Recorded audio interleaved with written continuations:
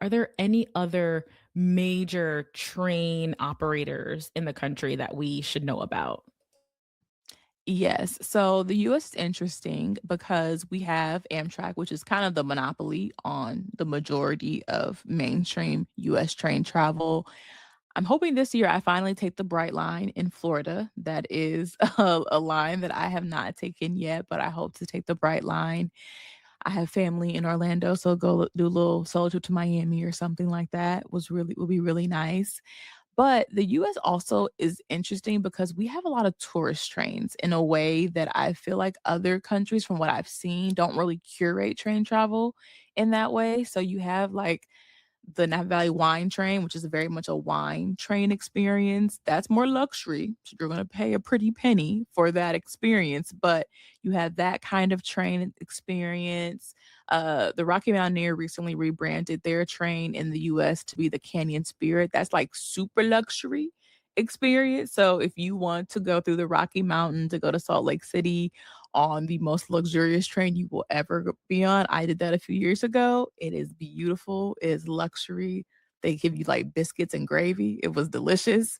So it was very much a luxury experience as well. I think a unique one also is the Alaska Railroad. I took them last year and they're interesting because that's actually a state run train company. So that's only in Alaska and it's considered a passenger rail, so it's not meant to be just a tourist only train experience. So that's a really cool one. And one of my most popular trains that I've taken was on social media was this wine and cheese train in Cordele, Georgia. I had never heard of it. I was there on a partnership and they said, "Hey, we want you to take this train." It was like an hour and a half tourist train hosted by a local winery called Polk Vineyards, and they had a lot of local cheese called Sweetgrass Dairy. So you'll also find those more niche city-based like dinner trains, jazz trains. So it's not just Amtrak. If you kind of want to add a train but not do a cross country experience, you actually have quite a bit of variety depending on kind of what you're looking for. I mean, I'm taking notes. I'm taking notes here because this sounds it's very interesting. Because like we mentioned, a lot of folks do point A to point B travel where it's like boom, boom, city to city, but there's other types of train travel as well. So I really appreciate that. Yeah. Yeah, and I think that's also what I want folks to understand about US Mhm. train travel, like, that's kind of our unique sweet spot is that there were a lot of historic railroads that people have, like, refurbished and kinda created that wine and cheese trains called the Sam short line train in Cordele, Georgia, but those are old, like, train cars from when train travel was the only way to get really around the US before planes kinda took over, so there's a lot of random I think it's there's one in, like, Blue Ridge, Georgia as well, so there's a lot of more touristy kinda going through different parts of the country that, people don't think about those trains, they only normally think of, like, Amtrak, which is great and kinda gets you from point A to point B. What are your favorite routes? Mm, I'm very cliche because it really is the California Zephyr on Amtrak, and that's, like, everyone's number 1, and I feel really bad because I always say this one, but it really is beautiful. I don't know, also, I'm a Midwest girl. Y'all have mountains. We don't have mountains, so, yeah, Imma think the train through the mountains is the most scenic one for me. However, I did the Alaska Railroad. I did their Coastal Classic, from Anchorage to Seward, and my gosh, Alaska is beautiful. Your glaciers, bald eagles, rivers. Like it was stunning. And then you get off and have some of the best salmon and crab legs of your life. So Alaska also is definitely up there, but there's just so many. Like I've taken so many, but I think those two are always my standout. I always say if the girlies want like a coastal ride, the Amtrak Coast Starlight is definitely the coastal train. But if you want a shorter version of that, because the Coast Starlight is 35 hours, which is a long time, you could also take the Pacific Surfliner from LA to San Diego is a great one as well. I think those are probably the most scenic ones. I have favorite ones like Milwaukee to Chicago is my favorite because I'm in Milwaukee, and so it gets me to Chicago to explore for a day, but I feel like for people who are really looking for scenic views, the California Zephyr and Coast Starlight and Pacific Surfliner on Amtrak are all really good ones. The Alaska Railroad is just a very gorgeous one, especially if you're going to Alaska on a cruise. I highly recommend that you just add a train ride up there too, because it is very, very beautiful. Those are the ones that come immediately to mind. Also, a late entry at the end of last year, because people always say I don't show the East Coast enough love, is the Amtrak Adirondack from New York City to Montreal. And people always hear the Montreal part and assume that it's the most scenic part is like in Canada, but actually it goes through upstate New York. It's very beautiful. And I went during peak fall foliage, like Halloween weekend, and it was stunning. It was very quintessential train trip with the foliage and my book and some snacks. So don't sleep on that route either.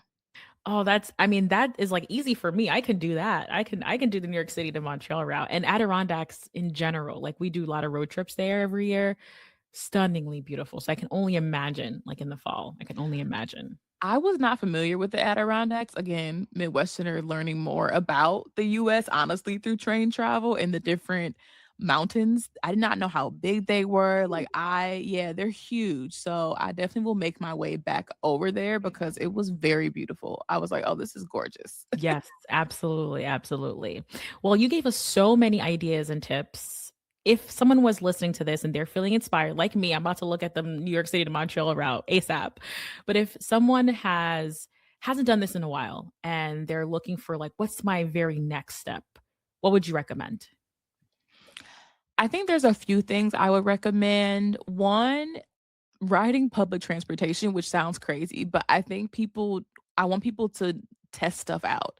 So, I don't care if it's a bus ride or something, do a form of transportation that's not a driving or flying, so you kind of feel what it's like to not be in control, because I think part of enjoying a train trip is realizing that you were at the wheel of the train and what's going on. So, like, I think because how our culture is in the US, like, that sense of releasing control is really important, so hop on a bus or something like that, but that's like step 0. Step 1 is actually just finding, like, a short ride, like, near you. So I always recommend finding a short ride to do. Is kind of why I mentioned adding a train ride onto a trip you may already have.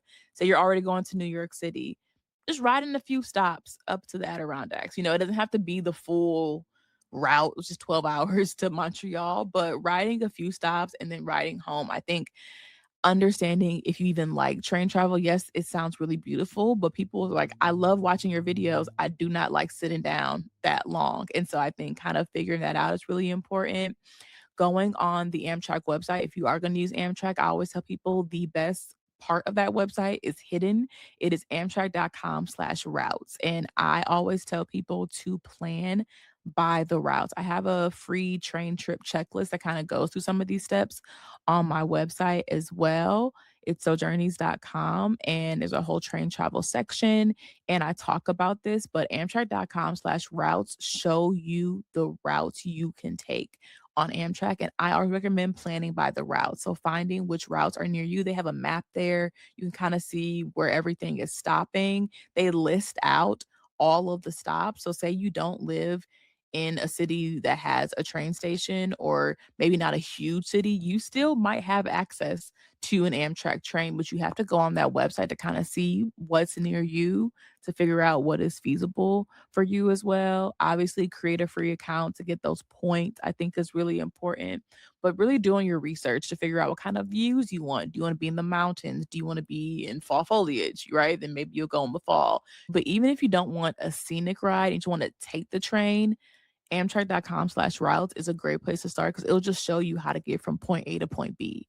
And from there, go and book. I think the website can be a little confusing, so download the Amtrak app. I would say I think it's a bit more user friendly based on what I have seen. You can also track your train on the Amtrak app. So if it is delayed, you can kind of see it. They're actually really good at texting you updates and whatnot. So again, signing up so you kind of have all that information, I think, to stay informed as you're train traveling, but really doing your research to figure out what's near you, what views you want to see, and figure out the pricing. Okay. I live in the South, but I really want the ocean views on the West Coast. What is that gonna look like? Am I actually taking the train there? Am I flying there and adding a train ride? Like, figuring out how to navigate that, I think will make it a lot easier.